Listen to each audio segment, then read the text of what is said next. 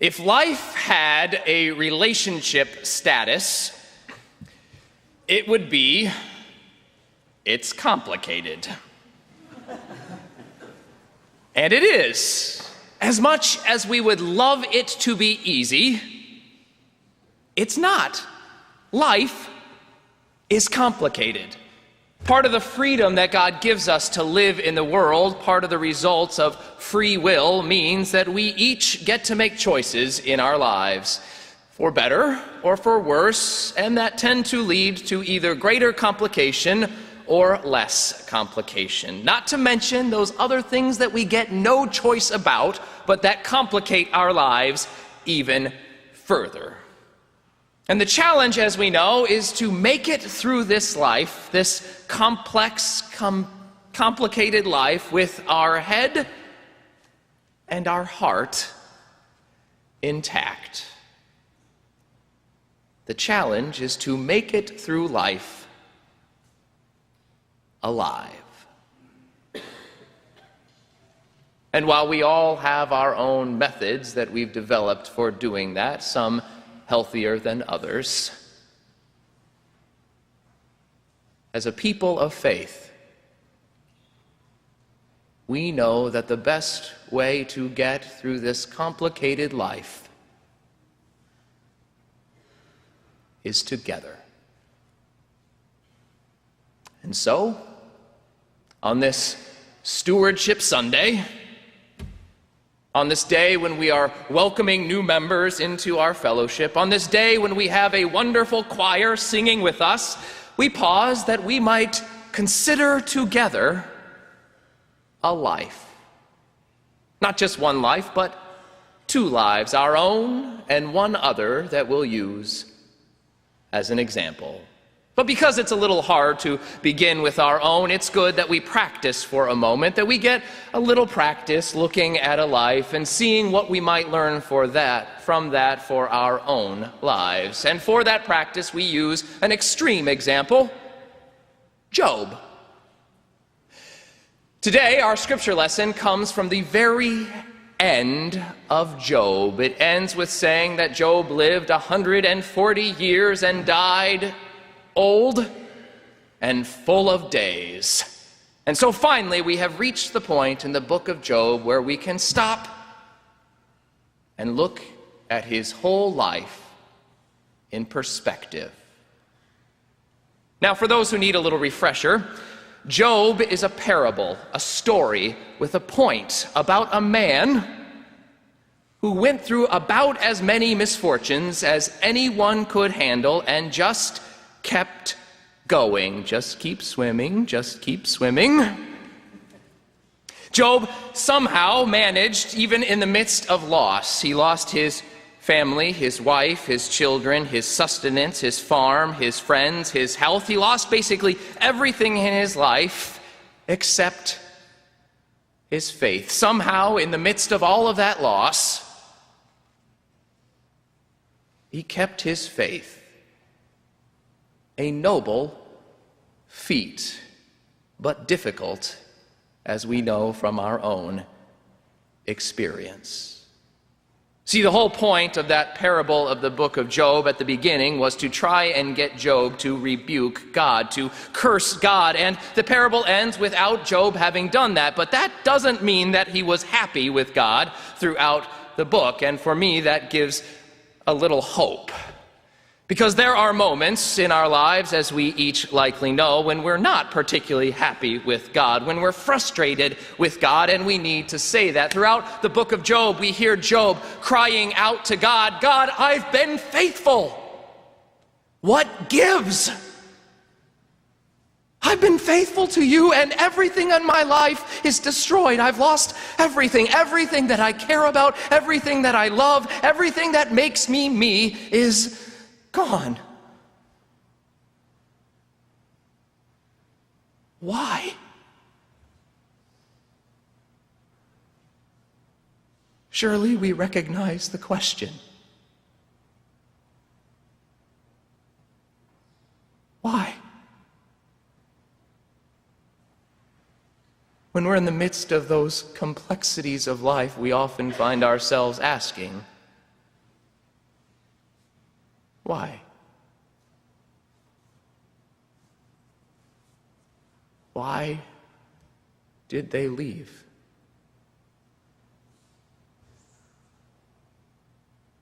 Why did I have to get that diagnosis? Why did I lose the person I love?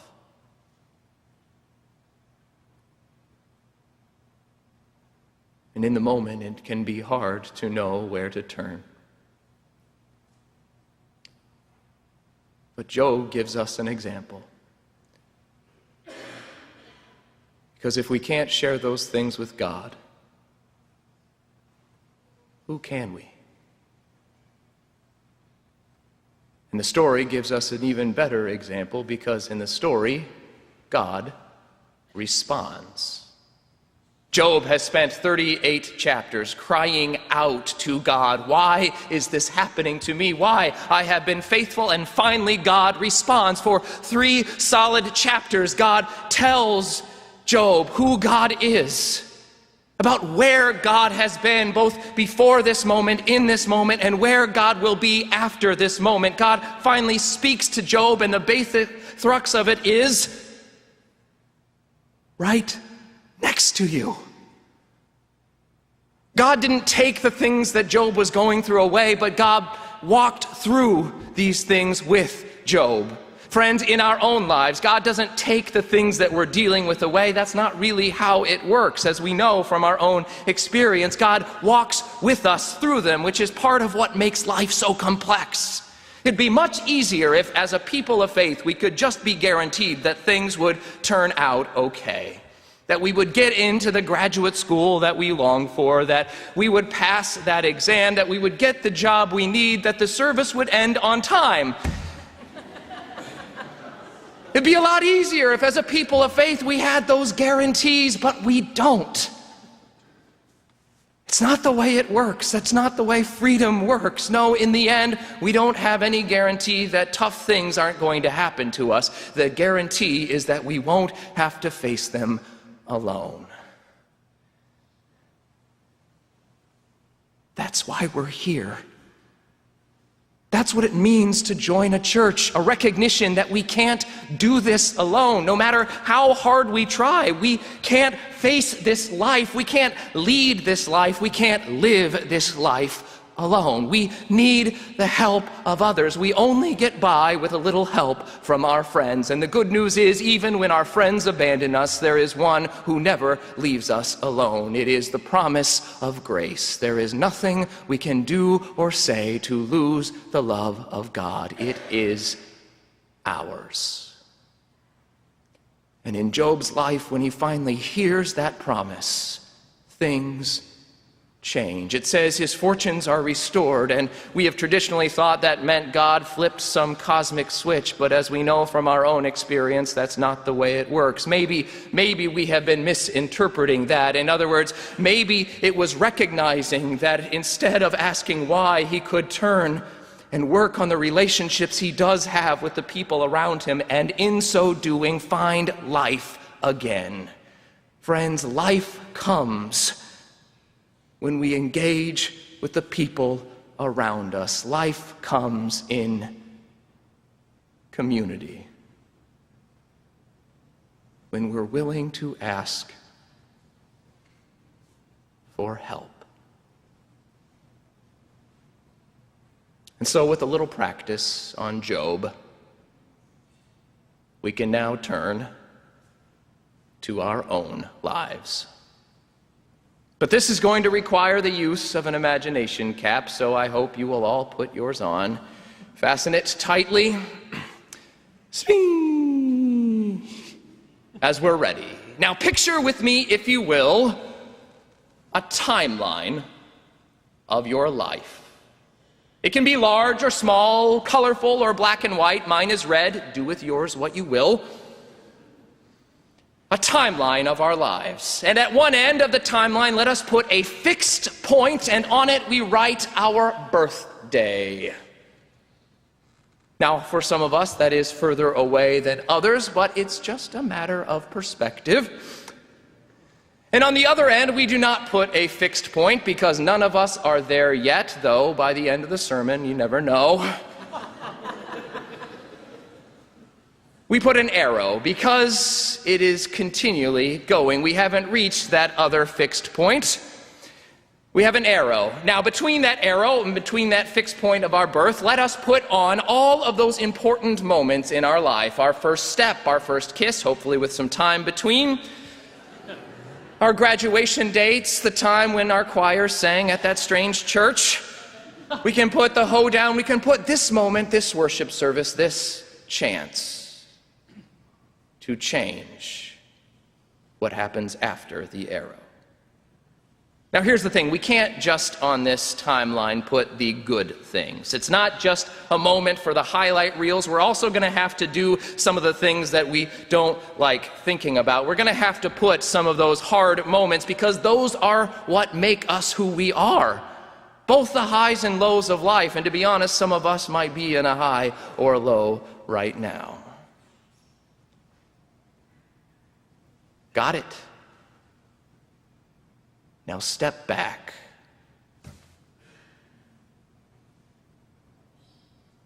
What do we see? Certainly, as we look across the complexity of our own life,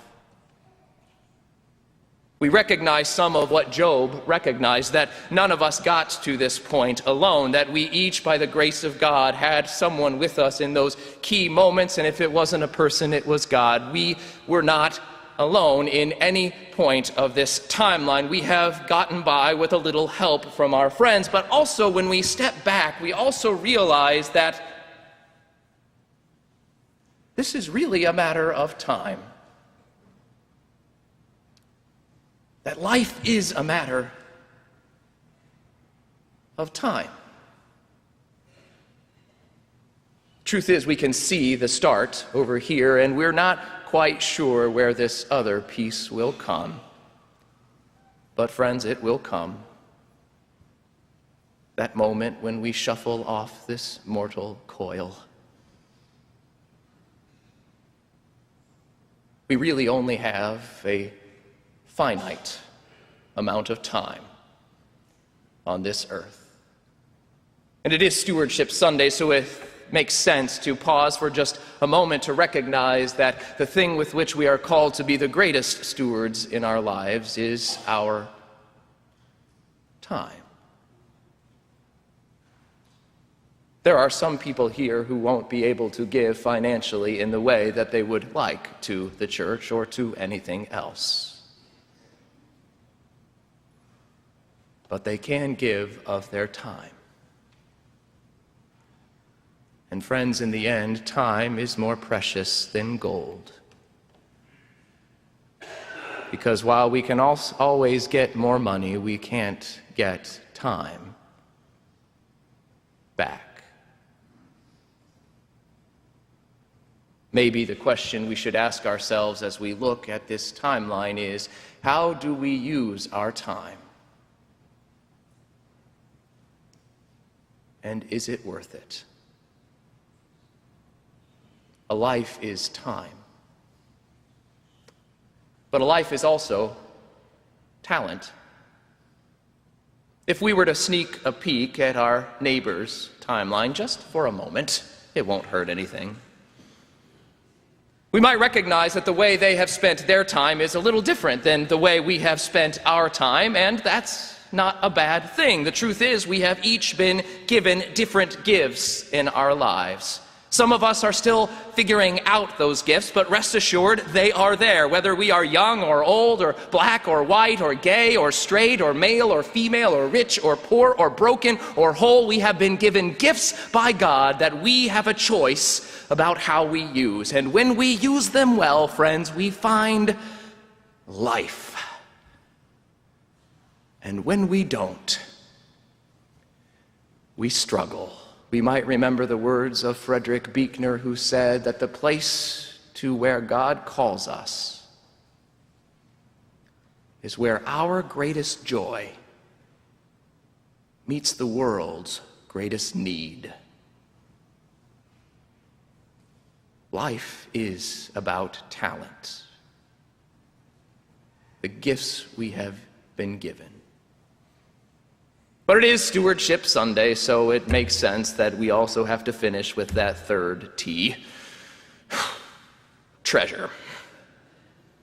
Life is not just time, and life is not just talent, it's also treasure. That is money, money, money, money.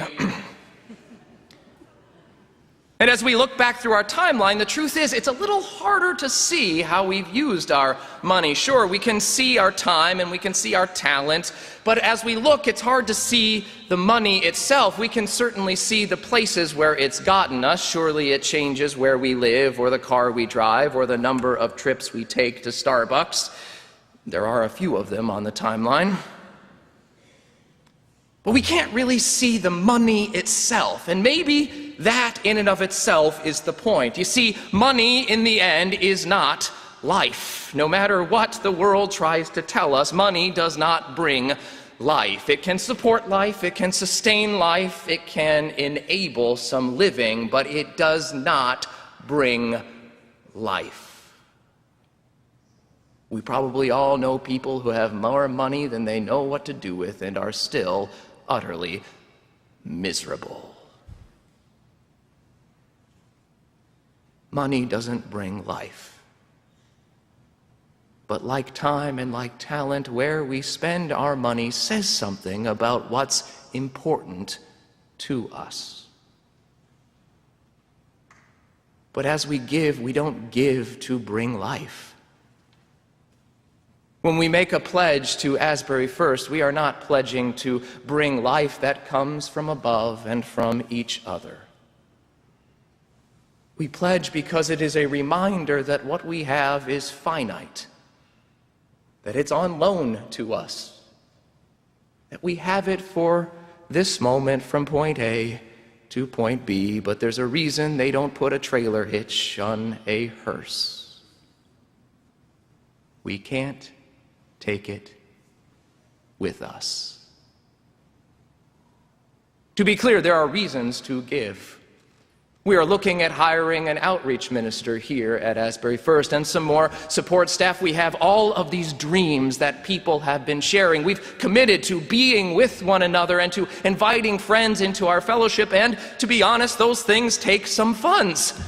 But we don't give to bring life, we give to support life that is here. We don't give our time, our talent, or our treasure to bring life. We give of ourselves to bring life. That is the promise of grace. We are called to love God and love our neighbor as ourselves, and in that love we find life. Together we find that life.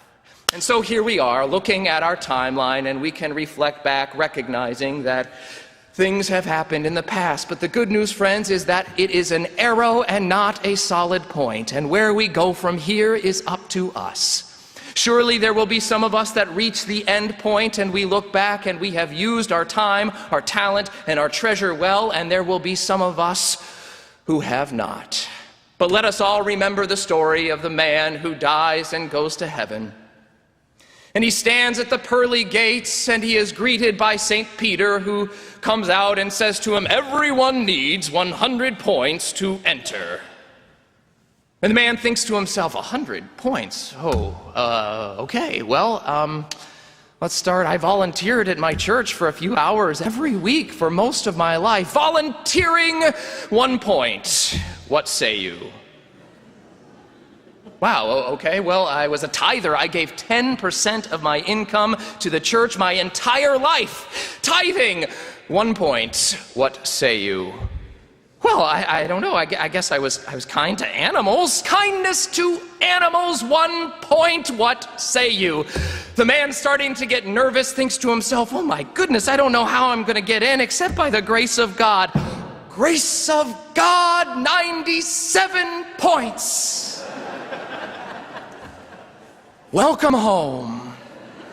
Friends, life is complex, and some of us are going to lead it well and some of us are not, but rest assured that in the end we only get through it by the grace of God. Thanks be to God. Amen.